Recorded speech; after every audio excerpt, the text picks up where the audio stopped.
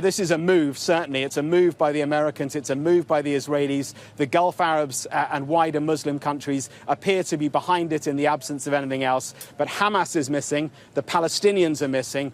There is a long way to go. If you're a cynic, then you will see this as quite the opposite, as an opportunity for Western investment into the Gaza Strip. Who knows what role Palestinians would have down the line. And remember, for now, there is not one single Palestinian figure named in this document. In fact, only two individuals are named in this document by name. One is Donald Trump, who would effectively chair and head, with other members and heads of state to be announced, the Board of Peace, effectively the kind of kingmaker over the Gaza Strip. And the other person whose name is mentioned is former Prime Minister Tony Blair. Now, his name, as you and I were discussing in New York last week, has been mentioned for so long. We know he's had a key role behind the scenes in terms of what he believes he can do in Gaza. We'll have a listen to this. I spoke last month, earlier this month, in fact, to a senior advisor to the Palestinian Authority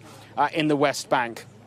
And I said to him earlier this month, what do you make of these Blair rumours? And I've asked him again today, and he stands by the following quote. He says, Palestinians in general don't see Mr. Blair as anything else than a war criminal and a mercenary, and do not expect anything positive to come from his involvement in a region he has already damaged. The legacy of Iraq and Tony Blair hangs heavy over the Middle East. Where do the Palestinians sit in all of this and the future of Gaza? Well, nowhere, in a word. I mean, the key part that is missing is Hamas.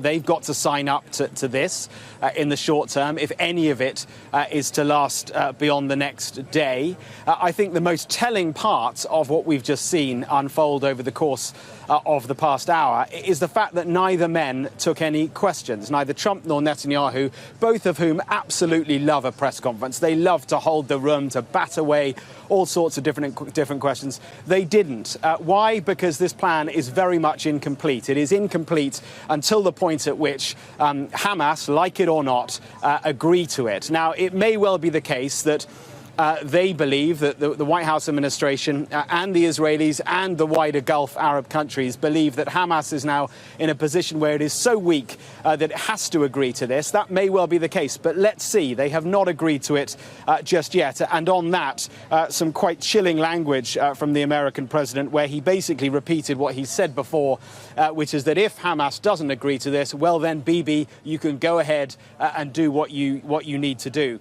A couple of other fascinating points, I think. I mean, you say that the whole Gaza Riviera thing is not there. It's not in the sense that Palestinians are not being told they have to leave the Gaza Strip, but there is a very interesting point there, where it's point 10, where it says many thoughtful investment proposals and exciting development ideas have been crafted by well-meaning international groups and will be considered to synthesize the security and governance frameworks to attract and facilitate these investments that can create jobs, opportunity, and the hope for the future.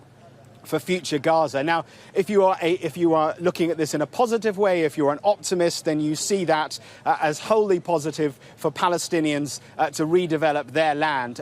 Hamas, though, says it's a distraction from what it called the massacre happening inside Gaza, and said it hadn't received any new ceasefire proposal.